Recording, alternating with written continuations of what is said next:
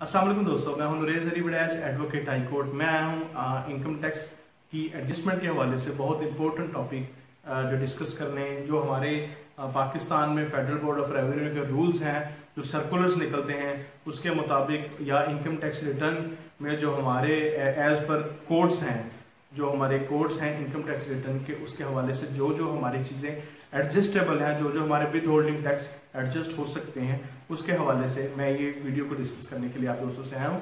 इससे पहले मैं दोस्तों से रिक्वेस्ट करूंगा कि मेरे YouTube channel law and tax guidance को सब्सक्राइब करें और नीचे दिए गए बेल आइकन को क्लिक करें ताकि मेरी आने वाली नई अपडेट्स इन फ्यूचर आपको मिलती रहें। थैंक यू सो मच दोस्तों। जब हम इनकम टैक्स की रिटर्न फाइल करते हैं, चाहे वो सैलरीड पर्सन की हो, चाहे वो बिजनेस पर्सन की हो, चाहे वो AOP हो जिसको हम एसोसिएशन ऑफ पार्टनर्स कहते हैं, और या चाहे वो कंपनी हो, तो हम ऑलरेडी पाकिस्तान की शहरियत होने के हवाले से हम ऑलरेडी विद होल्डिंग टैक्स जो है वो जमा करवा रहे होते हैं।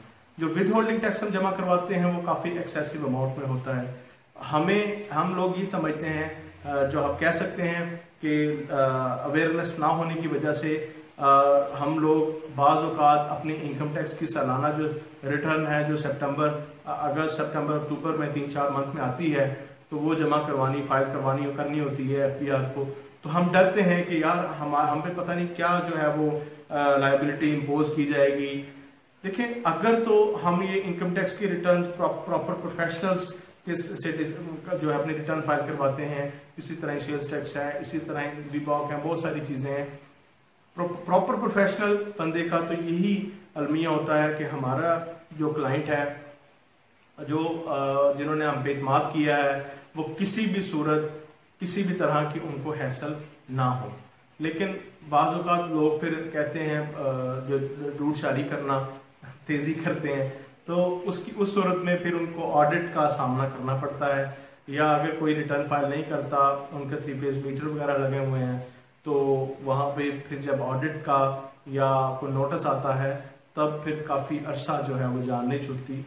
तो वो सारी चीज़ों को मद्देनज़र रखते हुए, इसी तरह ही जब हम ऑलरेडी अपना विद होल्डिंग टैक्स हमें नहीं भी पता तो हम विद होल्डिंग टैक्स जमा करवा रहे हैं, तो विद होल्डिंग टैक्स जब ऑलरेडी हम जमा करवा रहे हैं तो हमें इनकम टैक्स की रिटर्न सालाना पाकिस्तान का फ़र्द होने की हैसियत से हमें लाजमी रिटर्न अपनी फाइल करनी चाहिए। तो जो एडजस्टेबल टैक्सेस हैं, मैं उनकी बात करूंगा, कौन कौन से सालाना टैक्स एडजस्ट हो सकते हैं। सबसे पहले दोस्तों जो टैक्स है वो है जायदाद की किराया पर। कोई भी कोई प्रॉपर्टी है उस पर जो टैक्स लगता है, मिसाल के तौर पे जनरल फार्मूला है कि 12 मंथ का आप वो लेते हैं, 12 मंथ का आप रेंट ले रहे हैं, तो उसमें एक जो है किराया आप अपना टैक्स निकाल दें। टैक्स उसके अंदर आपका प्रोफेशनल टैक्स भी आ जाता है, एडवांस टैक्स भी आ जाता है, आपका रेंटल टैक्स जो एक्साइज लेता है, वो सब तमाम किस्म के टैक्सेस हैं जो भी उस पर इम्पोज होते हैं वो आ जाते हैं। तो वो टैक्स जो है वो हम एडजस्टेबल है आपकी इनकम टैक्स रिटर्न में सालाना। अगर आप पे कोई लायबिलिटी बनती है तो वो एडजस्ट हो जाएगा। सेकंड है, जब कोई भी शख्स पेंशन होल्डर है, पेंशन लेने के लिए जाता है बैंक से, तो वो पेंशन पर जो टैक्स लगता है वो एडजस्टेबल है। नंबर 3, कोई भी हम ट्रांजैक्शन करते हैं 50,000 से ऊपर की या 51,000 की, तो जो उस पर विद होल्डिंग टैक्स लगता है वो हमारा एडजस्टेबल है। नंबर 4, ट्रांजैक्शन जो है वो तमाम अदर बैंक्स के अंदर के हम 231A के अंदर हम जो है वो कैसी ट्रांजैक्शंस करते हैं सेक्शन 231 के अंदर के मतलब हबीब बैंक है, हबीब बैंक से MCB में या अल-फलाह में किसी भी ऐसे बैंक में ट्रांजैक्शन करें, वो ज़्यादा अमाउंट में हो, तो फिर जो उस पर भी विद होल्डिंग टैक्स लगेगा वो भी एडजस्टेबल है। नंबर 5, जब हम कोई गाड़ी परचेज करते हैं तो गाड़ी पे जो है विद होल्डिंग टैक्स लगता है, वो विद होल्डिंग टैक्स दोस्तों एडजस्टेबल है, बल्कि साथ ही साथ फाइलर होने की हैसियत से वो टैक्स आपका हाफ आपको पे करना पड़ेगा at the time of purchasing the vehicle. उस वक्त आपको हाफ टैक्स पे करना पड़ेगा। नंबर 5, जब आप गाड़ी को सेल करते हैं और उसको ट्रांसफ़र करवाते हैं तो जो ट्रांसफ़र फीस लगती है वो भी, उस पर जो टैक्स लगता है वो भी एडजस्टेबल है। कोई गाड़ी सेल करते हैं उस पर भी जो विद होल्डिंग टैक्स लगता है वो भी एडजस्टेबल है। नंबर 8, ऐसे गुड्स ट्रांसपोर्ट जो सामान इधर से उधर सामान की तरसील का जो है वो अमल तय करती हैं, उस पर भी जो टैक्स लगता है वो दोस्तों एडजस्टेबल है। पब्लिक ट्रांसपोर्ट पर जो भी कोई विद होल्डिंग टैक्स लगता है उसमें बाज़ औक़ात डाइगो हैं, मैं नाम नहीं लूँगा, डाइगो हैं या इस तरह के जो बड़े इदारे हैं उन पे आप टिकट लेंगे, वहाँ पे बाज़ औक़ात वो टैक्स लगा होता है, तो वो टैक्स हमारा एडजस्टेबल है। इसी तरह ही प्राइवेट व्हीकल पर है, घरेलू घर के जो बिजली के बिल हैं उन पर है, कोई हमारे बिजनेस के बिजली के बिल है वहाँ पर विद होल्डिंग टैक्स W.H के नाम से टैक्स आता है, वो हमारा एडजस्टेबल है। इसी तरह ही जो PTCL के बिल हमारे घर आते हैं उनके अंदर with holding tax, with holding services tax लगा होता है, वो हमारा एडजस्टेबल है। मोबाइल बिल जो मोबाइल के अंदर मोबाइल प्रीपेड है या पोस्टपेड सिम है तो वो हमारा टैक्स जो है वो एडजस्टेबल है।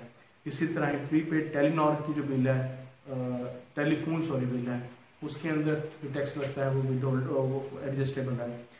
साथ ही जो PTCL के जितने यूनिट्स लगते हैं साथ, मतलब फॉर एग्जांपल आपने 100 यूनिट कंज्यूम किया है तो उस पर एक एक्सेसिव टैक्स लगेगा, वो भी हमारा एडजस्टेबल है। इसी तरह ही कोई चीज़ ऑक्शन हो रही है तो ऑक्शन में आप कोई परचेजिंग करते हैं तो वो जो टैक्स है वो एडजस्टेबल है। नंबर 17 पे है, हम ट्रैवलिंग करते हैं Pakistan with in a country, Pakistan के किसी एक शहर से दूसरे शहर, तो जो टिकट परचेज करते हैं एयरलाइन की उसके अंदर टैक्स लगता है, विद होल्डिंग टैक्स लगा होता है, वो एडजस्टेबल है। इसी तरह ही कोई गैर मनकूला जिसे हम बेनामी ट्रांजैक्शन को बेनामी प्रॉपर्टी कहते हैं, उसकी जब फ्रोख्त करते हैं उस पर टैक्स लगता है, वो हमारा टैक्स एडजस्टेबल है। साथ कोई फंक्शन ऐसा करते हैं, कोई फंक्शन है, कोई ग्रीटिंग का फंक्शन है, कोई शादी आ गई है तो उस पर जो टैक्स लगता है वो हमारा टैक्स एडजस्टेबल है। कुछ तालीमी इदारों की हम फीसें दे रहे हैं, कोई यूनिवर्सिटी है, कोई कॉलेज है, तो जो उन पर टैक्स लगेगा, इवन दैट कि हमारे वो एक्सपेंसेस वगैरह ओवरऑल सब जो है वो एडजस्टेबल है। कोई इंटरनेशनल एयर टिकट्स हैं, तो दोस्तों इस तरह तकरीबन इसी तरह की मोर देन 30-35 और ऐसे चीज़ें हैं, ऐसे एडजस्टेबल कंटेंट्स हैं जिसमें हम विद होल्डिंग टैक्स एडजस्ट कर सकते हैं। ये मैंने जो मेन चीज़ों को डिस्कस किया। दोस्तों बहुत अच्छी चीज़ है इनकम टैक्स रिटर्न, अपनी सालाना रिटर्न जमा करवाना, फाइल करना, गोशवारे फाइल करना, इसका कोई हर्ज नहीं है। प्रॉपर प्रोफेशनल से आप अपनी कंसल्ट करके आप अपनी इनकम टैक्स के रिटर्न को फाइल करें। इवन दो ये मतलब आपको इन फ्यूचर में लाजमी फायदा देगी, आपने वीज़ा भी कहीं लेना हो तो आपका फाइलर होना बहुत ज़रूरी है। तो अपनी इन चीज़ों को काइंडली सीरियस लें। अगर कोई मतलब इस हवाले से कोई क्वेश्चन होता है, कोई कन्फ्यूजन पॉइंट है तो नीचे कमेंट सेक्शन में, वीडियो के कमेंट सेक्शन में पूछे, मैं लाजमी आप सब दोस्तों का जवाब दूंगा। और खुदारा अपनी इन रिटर्न को, अपनी इन चीज़ों को जो हम ऑलरेडी गवर्नमेंट को पे कर रहे हैं उनका सिर्फ गवर्नमेंट हिसाब मांगती है, जबकि हम ऑलरेडी ज़्यादा पे कर रहे हैं तो वो हम हर लिहाज से सेफ हैं। तो इसलिए जो है अपने रिटर्न को गोशवारों को काइंडली फाइल करें। थैंक यू सो मच दोस्तों, अल्लाह हाफिज़।